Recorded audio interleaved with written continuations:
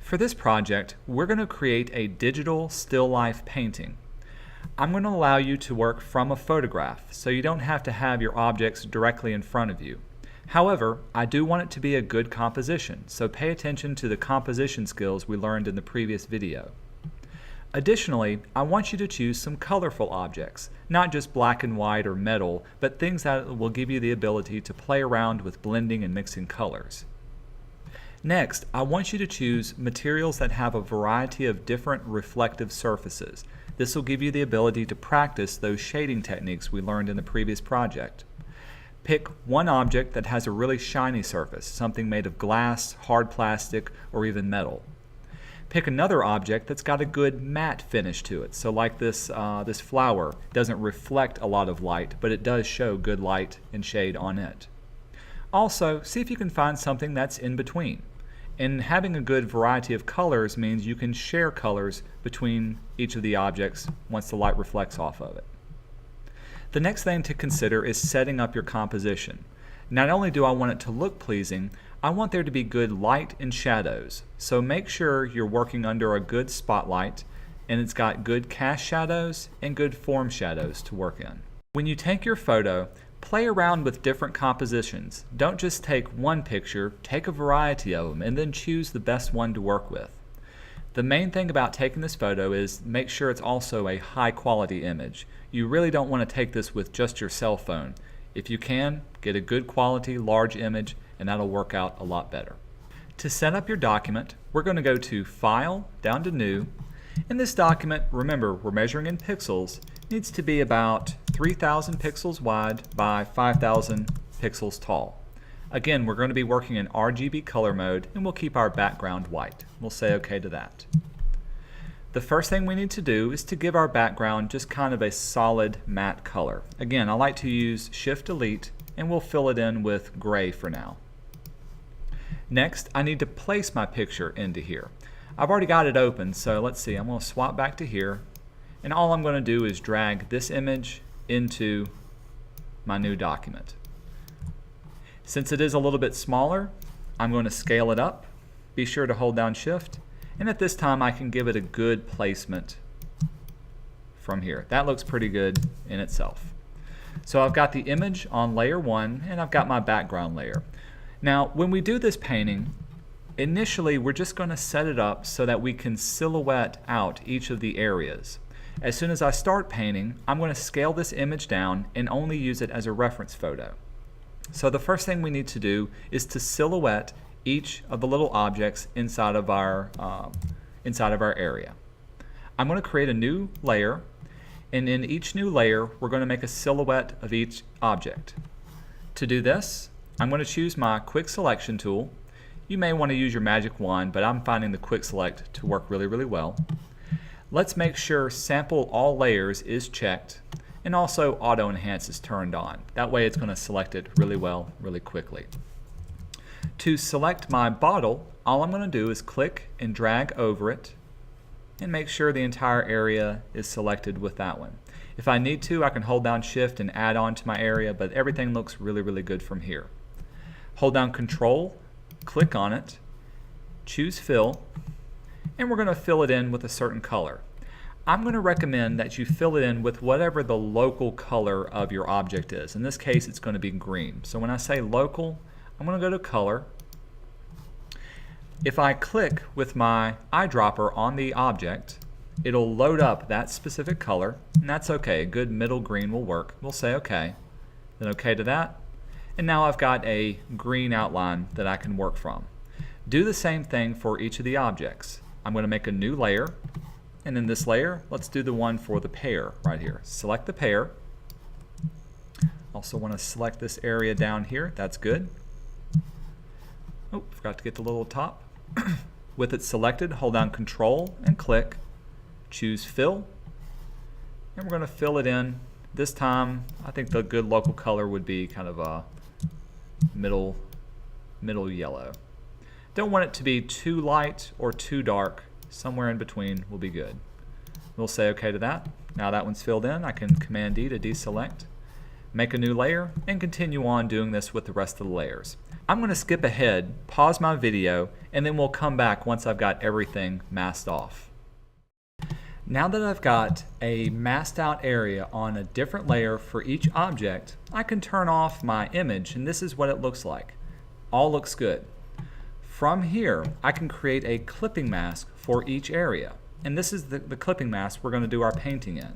So for instance, on layer 2 is my bottle. I'm going to create a new layer, Shift-Command-N.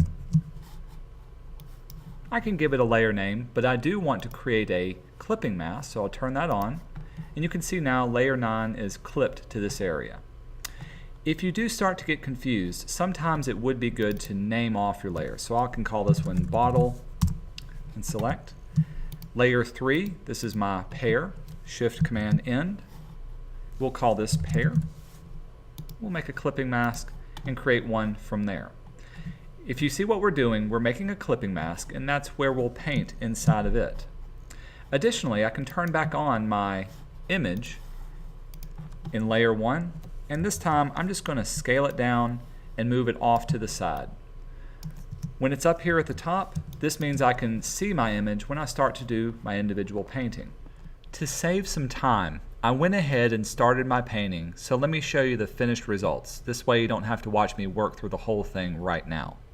So in layer 3, I've got my bottle layer that's clipped to it, and you can see I've done all my painting inside the bottle. So when I turn it on, this is what it would look like.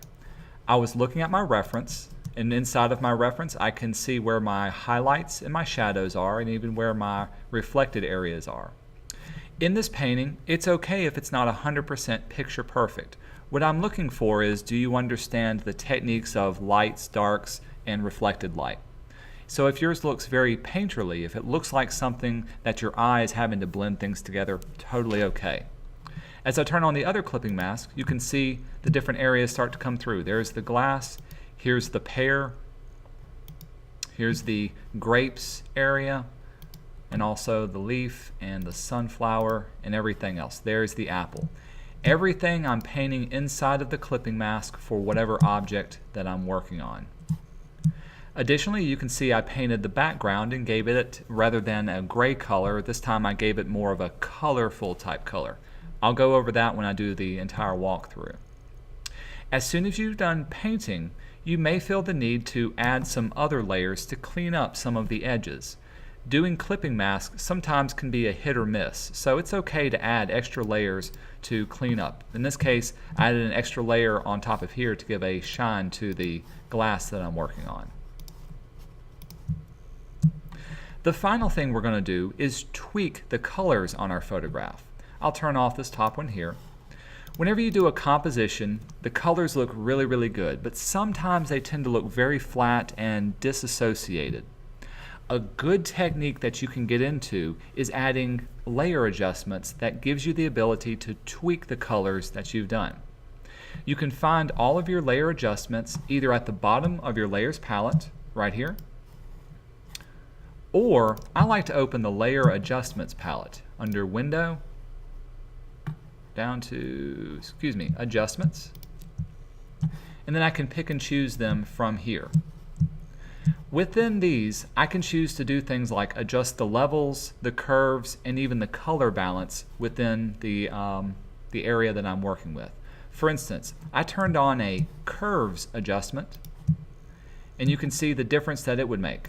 Here it is without curves, here it is with curves.